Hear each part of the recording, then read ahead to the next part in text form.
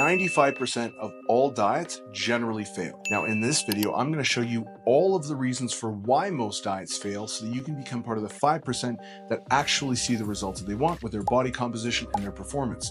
By walking you through all of the different variables, you're going to be able to understand how these things are affecting your life and create some contingency plans around them to make sure that you don't follow in the same path. So let's dive right in. Now, the first primary cause for failure is people either have incorrect information or they have incomplete information. So an example of incorrect information would be the carbohydrate insulin hypothesis. This hypothesis essentially says that as you consume carbohydrates, they break down into glucose, which enters your bloodstream, and then glucose elevating in the bloodstream increases the secretion of insulin. Insulin grabs onto the sugars and it pulls it and shuttles it into your fat cells, and that is how people get fat. Now, this has been debunked a long time ago, and it's actually just not true. Now, some of the mechanisms that are involved in the description absolutely are true, and they absolutely do occur. However, because this is incorrect, if people are applying it to various circumstances, they're going to see variable success or they're not going to see any success. Now, here's one thing that I want to highlight. Why might someone see success utilizing a premise that is incorrect? Well, it's pretty simple. If you think that carbohydrates are causing you to become fat and you cut carbohydrates, guess what you've just done? You've just reduced your total caloric load. Creating a calorie deficit is what's going to cause weight loss. So that individual might lose weight, but they're doing it under a false assumption that it's because they've restricted carbohydrates. It's not because they've restricted carbohydrates. In fact, they'd lose the same amount of weight if they were to restrict the same amount of calories coming from fat, protein, or anything else. Okay, so again, if that same individual decides that they've plateaued and they want to continue losing weight, where do they go from there? Well, they can't cut carbohydrates because they've already cut them out.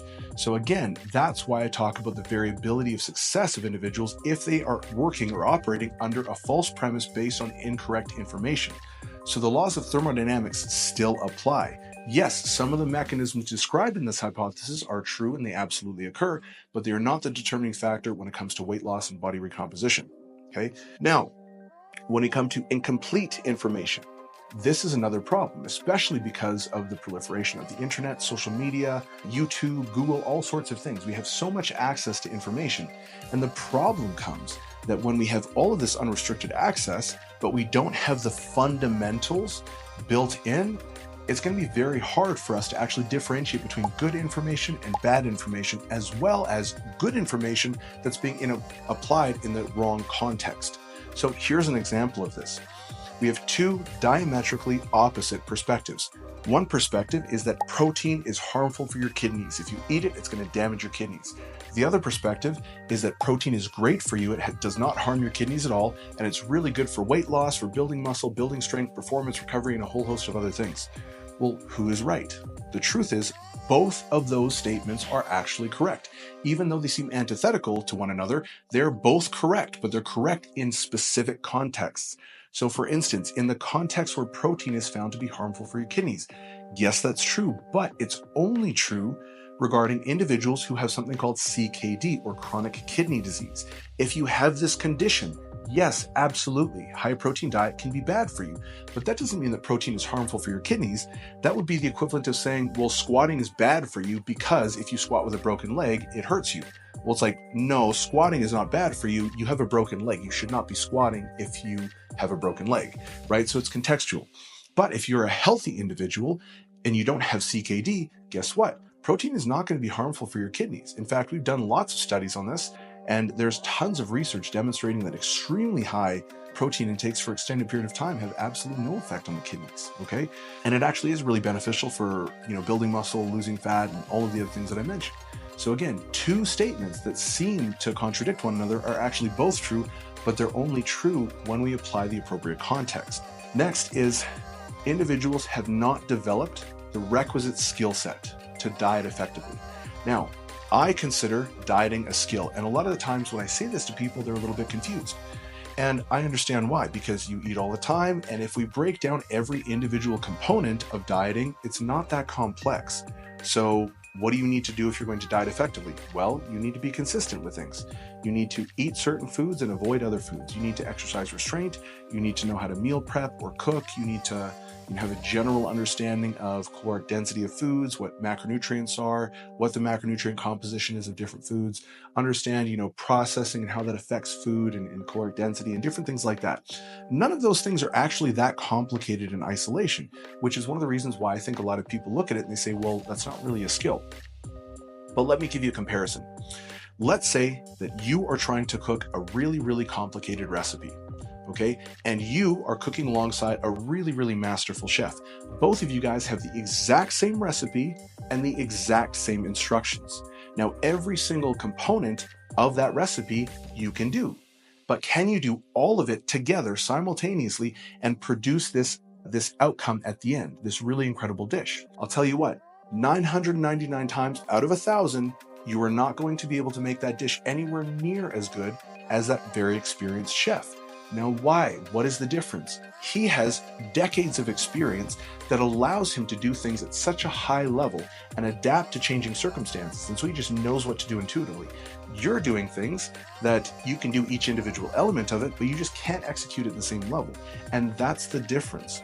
So people lack skill sets to implement some of the dietary strategies, behavior change techniques, and different things that allow them to maintain good dietary adherence over a long period of time, including when they experience various obstacles or encounter different problems or changing circumstances that require them to pivot their approach. Another very common reason why people fail is they don't have a pragmatic approach to their nutrition or their training. Now, when it comes to their diet, are you following, let's say, a ketogenic diet? But do you love carbohydrates? Do you feel better when you eat carbohydrates?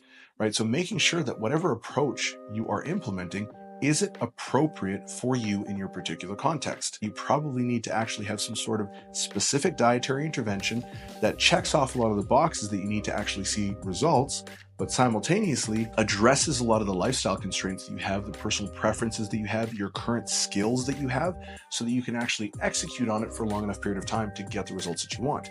And most people just don't have that. They find something off the internet that maybe that's an effective program, maybe that works, but it's going to be very hard to implement in your specific situation. The same is also true for training. If someone is trying to lose weight and they're doing super high intensity, like let's say they're peaking for a competition, but they're in a calorie deficit, man, you're going to get beat up. Your risk of injury goes up. You're going to be miserable. Your performance is going to tank because you don't have enough calories and protein and things like that to really fuel your performance.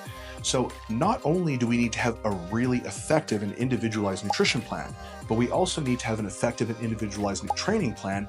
And both of those plans need to be synergistic and support one another. And unfortunately, most people just don't have that. They don't have a pragmatic approach to reaching their goals through dietary and training interventions. And that is another big reason why most people fail in their diets. Oftentimes, people lack a strong support system. So the research is pretty clear on this. If you have a training partner, if you are going to group fitness, if you have a coach, the likelihood of your success goes up by a substantial margin. So if you really want to bolster the potential of your success, you want to make sure that you're checking off as many boxes as you can. And one of them is definitely a social support system. So for instance, if you're just going to the gym by yourself, maybe you're feeling lazy one day and you just don't want to do it. So what do? You're like, I'm just going to skip the gym. But if you have friends at the gym, it's more of a fun social environment, and those same people are going to keep you accountable and be texting you to see where you're at. If you don't show up, you're much more likely to actually adhere to your initial plan and follow through and go to the gym. If you have a coach, one of the things that I do with my clients a lot is I help them get results by getting out of their own way. So here's an example. I had a conversation with one of my clients just last week. She was seeing phenomenal results. She's crushing it. She's getting leaner. Her body composition is improving dramatically. She is getting stronger and hitting PRs on her lifts while she's losing weight, which is incredibly hard to do. Her sleep is dialed in, her recovery is dialed in, her hydration status, nutrient timing, supplementation, everything is just really, really dialed in. She comes up to me and says, hey, I'm seeing phenomenal results. I want to add another training day. She's training 4 days a week. Adding another training day means an additional 25% of volume, technically, which is a huge amount to add on. Not only that, why would we add on an additional day of training if she's getting phenomenal results? If you have a winning recipe, the last thing you want to do is change it. And so I explained this to her, and she realized, oh yeah, this is stupid. I shouldn't be doing it. So I talked her out of making a bad decision that could potentially set her back, right? Because we're seeing great progress now, but all of a sudden we add another day, her fatigue increases, her orthopedic stress increases, maybe her sleep is going to become impaired because she's just overtrained a little bit, she gets a little bit more banged up. Now all of a sudden her performance starts to tank and she starts slowing down in her progress. So now if we do that, now we have to actually go and troubleshoot and see what we did that messed things up. Then we have to go back to that starting point and regain momentum all over again. So we end up wasting a lot of time doing that.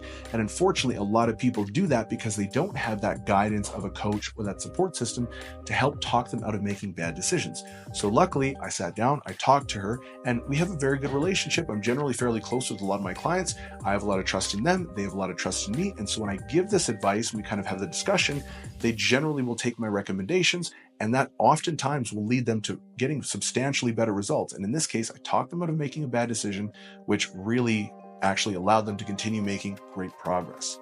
The next thing, this is kind of a contentious topic. A lot of people tend to take this personally. And so I want to clarify that as I say these things, I'm not pointing fingers at anyone. I'm not putting blame on anyone. I'm just as guilty of this as everyone else, but it's an important reality that we need to acknowledge. At the end of the day, if you do not have the results that you want, you are the problem. I don't say that from a high horse or a pedestal because I've been there before, but that's the truth. A lot of the times people blame their genetics, they blame their diet, they blame their socioeconomic or financial position, they blame time constraints, work, stress, their partner, relationships, they blame everything else. And the thing is, if you do that, oftentimes what that's an indication of is a person who has an externalized locus of control. So your locus of control is essentially talking about whether or not you feel like you have agency over your own life. So an individual who has an internal locus of control feels like they actually do have control over their behaviors and their actions, and therefore can substantially influence the outcomes that they produce. That's a very good sense. You want to have a strong internal locus of control. Because guess what happens? If I say it's genetics, or if I blame it on, my boss is why I didn't get a raise, or I can't lose weight because, this diet didn't work, or whatever it might be, I have now taken all of the power and control that I have and I've given it to someone else. I have no control over that anymore, which means that I can't do anything to affect my outcomes.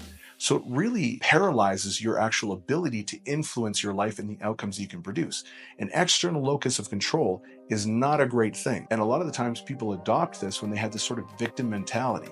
And here's the thing, if you're really busy with work, maybe your relationship stress is a major issue, maybe the diet is really difficult, all of those things might be true, but at the same time, they're still all within your control. So it can be true, but we can still accept responsibility for it and our role that we play in maintaining those relationships, our work status, or influencing how we're actually accumulating our financial situation. It's incredibly important to actually accept your role in this, accept responsibility, carry that burden, and by doing that, you now reclaim your control, and now you can actually affect the outcomes that you produce with your body composition. And although it might not feel great, and it might sound like, oh shit, I'm guilty and blah, blah, blah, at the end of the day, that should be an empowering thing because it does mean that you can control your outcomes. Now, outside constraints, like the ones I had mentioned, they're absolutely hurdles.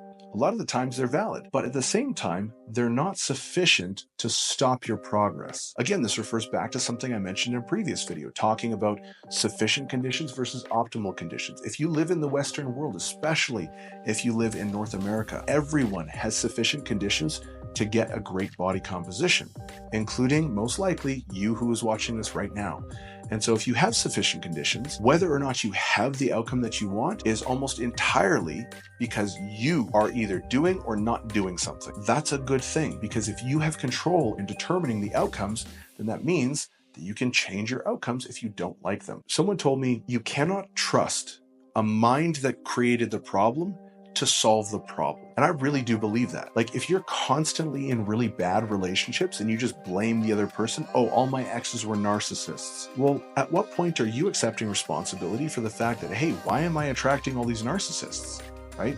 If you're getting yourself into these problems, you probably are not the best person to formulate a solution. Instead, you might actually be much better off by finding a couple who actually emulates or models the behavior that you want.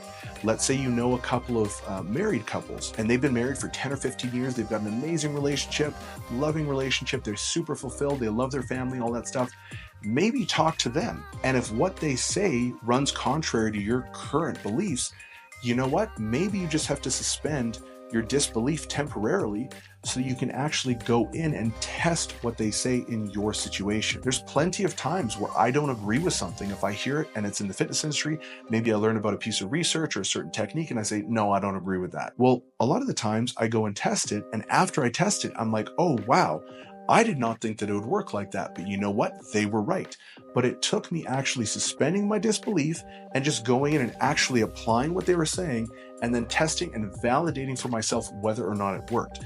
Now, the important aspect here is two things. First, you have to genuinely acknowledge that you just don't know everything and that you don't have the solutions. Because if you had the solutions, you'd probably be in a better position than you are right now. You probably have the outcome. The second thing is, if you are truly going to be honest about this process, you need to suspend disbelief and you need to genuinely test what they say, not just kind of half-ass it, because if you half-ass something, you're just not going to get the outcome that you want. But if you really truly dedicate and do exactly what they say and you get that outcome, then it's like, oh man, okay, I guess they were right. And if you really truly dedicate yourself to doing that and you don't get the outcome, then you know what? Maybe it wasn't right, and that's fine. But at least now you've filtered off one thing, and so you can look to the next possible opportunity for solution. So I think this is an incredibly important sort of mental framework to be operating out of when you're pursuing learning and changing, because you kind of have to understand that you got you into these problems. So you probably can't trust yourself to be this perfect savior for yourself if you are the one who created this situation in the first place. This goes hand in hand with self-reflection. You know, a lot of the times when people hear, hey, you're the one responsible, they go into a bit of a shame or guilt spiral, and they say, oh man, I'm such a loser. I don't have any self-control. Why can't I do this? Why can't I do that? How come they can do it, but I can't? Blah, blah, blah. That's not what this is about. This is about honest self-reflection and self-discovery. A lot of the times, you really will have to find yourself in order to accomplish something big, because not every time, but sometimes the reason you can't accomplish a goal is because you have some sort of limiting belief, or you have something internalized that's actually preventing you from enacting those behaviors on a regular basis. I can say with 100% certainty, there were tons of reasons why I was fat for a very long time. I don't need to go into my personal life. That's not really relevant for you, and you probably don't even give a shit. So it's not really a big deal. But I can definitely say that my own personal experience validates that. And I've coached many, many individuals. A lot of them, they just enact the behaviors and they get the result. There's no big deal. Some of them really have to go through a drastic personal transformation before they can make some serious changes. And again, behavior is complex, and why we act the way that we act is mediated by several things, especially things that happen in our past and certain model behavior and encoded behavior. When you go through this process of self-discovery, you can really start to understand yourself, your behavior, and why you do the things that you do. And that's a really important learning process. It's kind of ongoing. It never really stops. It's exercising humility, and the inability of people to do that is one of the main reasons why people fail when it comes to their diets as well. But at some point, you need to just say or acknowledge, you know what? I don't know as much as I think I know, or else I probably have the result that I want. Now, as we move on, we can talk about our psychology. We can talk about clinical disorders, anorexia, CPTSD, depression, anxiety, binge eating disorder, and a whole host of other things. These things absolutely can affect your behavior and whether or not you're going to be successful in your diet. So as I had mentioned earlier, some people, they can diet, they just take the behaviors on and it's no big deal. Other people, like myself, really struggle with it. And there's a lot of reasons for why they might struggle to adjust their behavior. Sometimes it's due to actual trauma. Sometimes it's due to an actual full-blown psychopathology. Sometimes it's due to, underlying psychological issues that haven't been addressed that have some sort of relationship to their eating behavior. Now, a 2009 paper by Kong et al. Found that emotional abuse, physical neglect, and sexual abuse were found to be significant predictors of eating psychopathology. Now, does that mean that if you have unproductive eating behaviors, that you had to have suffered some sort of traumatic experience like what I just said? No. But at the same time, some of these things do exist on the spectrum. Maybe you don't have a full-blown psychopathology, but maybe you have unproductive eating behavior that is verging on a subclinical or maybe even a full-blown clinical level, right? Maybe you didn't necessarily experience trauma, but you experienced a series of events that did actually make it very challenging for you. And because of that, maybe now you've developed some unproductive behaviors, some protective mechanisms, or different things like that, in spite of it not necessarily being like a CPTSD diagnosis. So this is very important. Try and tell someone who's anorexic that they need to eat more and that they're going to still look really good. They're just not going to be able to do it because they have such an insane, irrational fear about getting bigger that they're not going to do it. In fact, anorexia is the second leading cause of death of psychological illnesses. So I was diagnosed with CPTSD. Okay, I'm not going to get too much in the weeds, but I do kind of want to share just a personal anecdote so you kind of understand a little bit about how these things are relevant. So before I was diagnosed with complex post-traumatic stress disorder, I didn't understand my behavior. I didn't understand why I had these insane compulsions to act in a certain way. I had this erratic behavior at times. And I was like, man, I am so disciplined. I have great self-control, great emotional regulation. I'm doing all these things. How come there are certain instances where I just turn into a complete lunatic and I feel like I lose all ability to control myself or regulate my emotions? And I was really confused for a long time. And then when I got the diagnosis, everything made sense. Now, I don't say that because I said, oh, okay, it's outside my control. Instead, it was the exact opposite. I realized, oh, this is why my behavior is this way. Therefore, I can actually control it because now I know what the problem is. So I went through the entire process of learning everything there was to know about CPTSD, about how these behaviors or how this psychopathology manifested itself in different behaviors and environments and all sorts of different things. And so because of that, I was able to actually construct an environment, create contingency plans, and do all sorts of different things to sort of constrain any sort of negative effects that this condition would have on me and my behavior and my relationships, my work, and all sorts of different things. And it was incredibly productive and continues to be productive to this day. Now, I thought because I was super disciplined that I was just disciplined across the board, but that's honestly not the case. Just because you're really, really great at one thing doesn't mean that that's how you do everything. I've heard that expression before, but it's just nonsense. I'm very disciplined when it comes to my nutrition, my training, all sorts of that stuff. But when it comes to just little things like, let's say, mowing the yard or booking doctor's appointments when I should, I am terrible at that.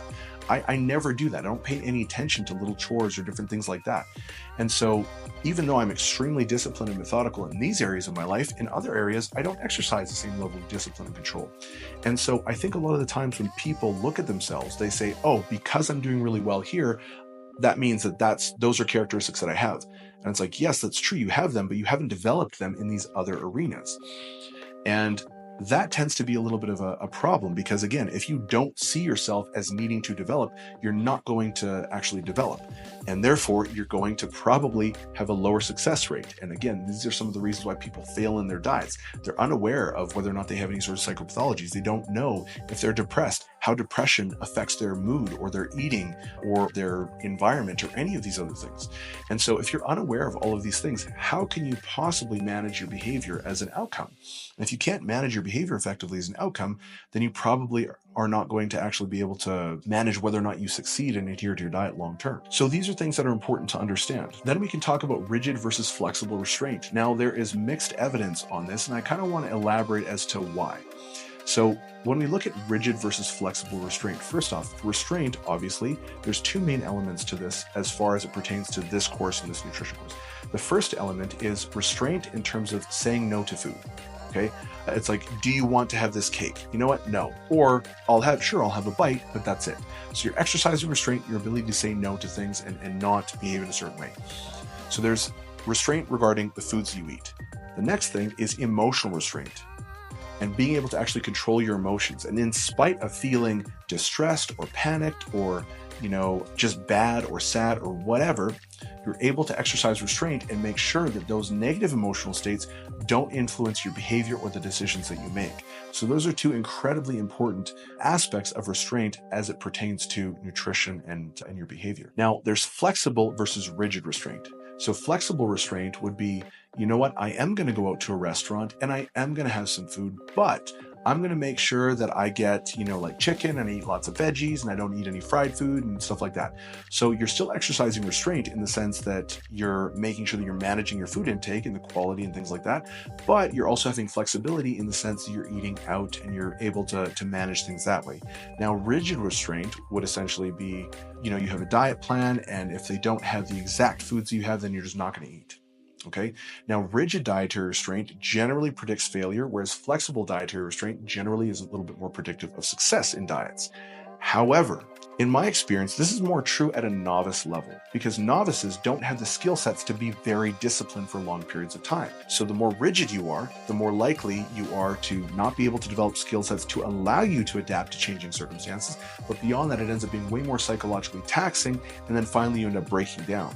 So the flexible restraint forces you to develop more tools and more skill sets in a variable environment, which makes your probability of success higher. However, if we look at elite level bodybuilders, for instance, they exercise an incredibly extreme and rigid amount of restraint. When they're in contest prep, they are extremely rigid because these are individuals who are 300 pounds at 6% body fat on stage, which is absurd. So that requires an incredible amount of dedication. That is very extreme. That is one of the most successful dieters on the planet. You know, people who are doing that are some of the most successful dieters on the planet. So you can't exactly say that rigid restraint in and of itself is a predictor of dietary failure. It's contextual. And in my opinion, the context is the level of athlete that we're talking about, or the level of individual that we're talking about. So for more higher level athletes, in my opinion, specifically to bodybuilding and body composition sports, high dietary restraint is not predictive of dietary failure. And at the same time, those same people who exercise an incredible amount of restraint and rigidity, simultaneously when they're in the off season, they intentionally adopt a more flexible approach. So they undulate between rigid and flexible approaches throughout their competitive year.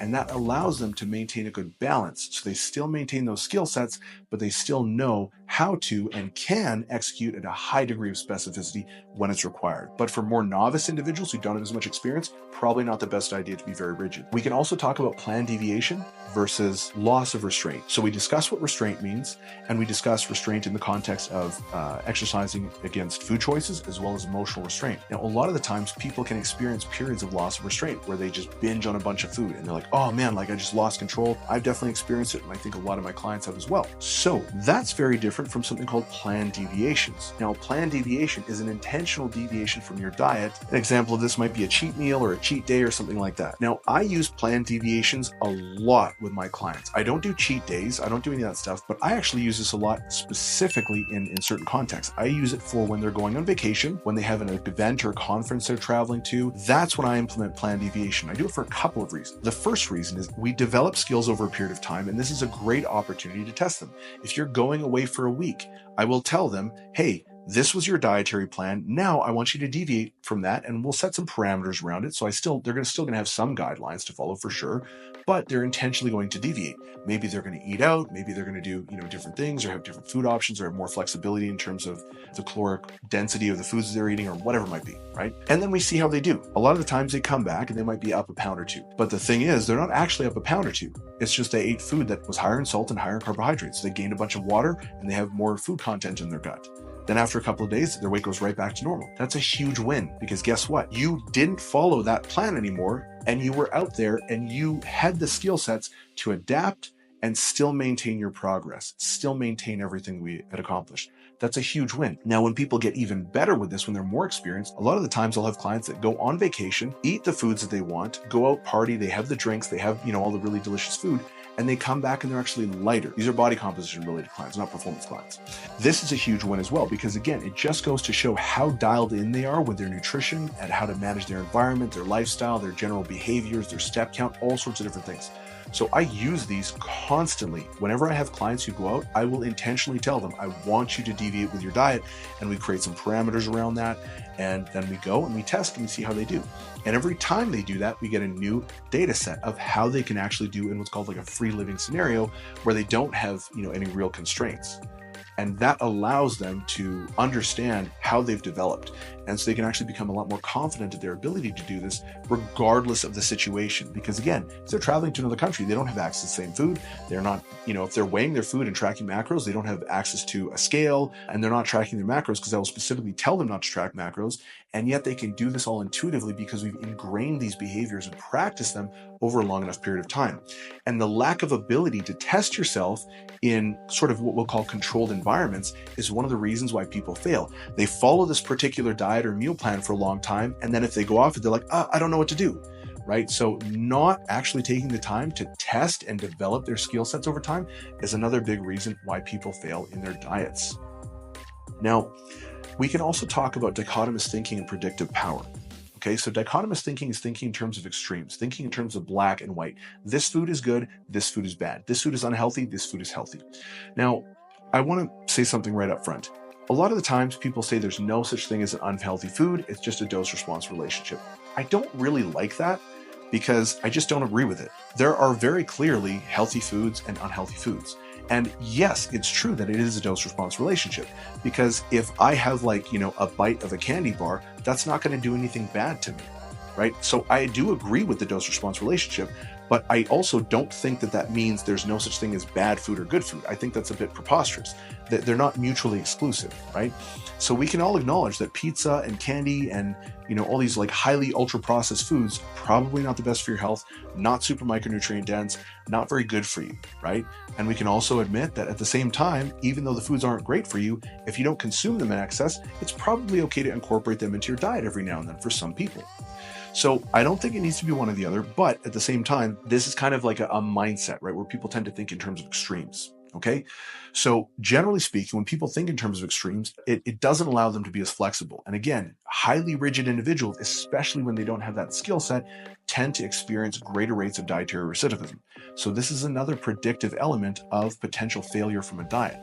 Now, when we take all of these elements and we combine them together, man, if you don't address these things, the probability of you getting derailed goes up. So it's important to not only create awareness, but actually have contingency plans when you run into some of these variables.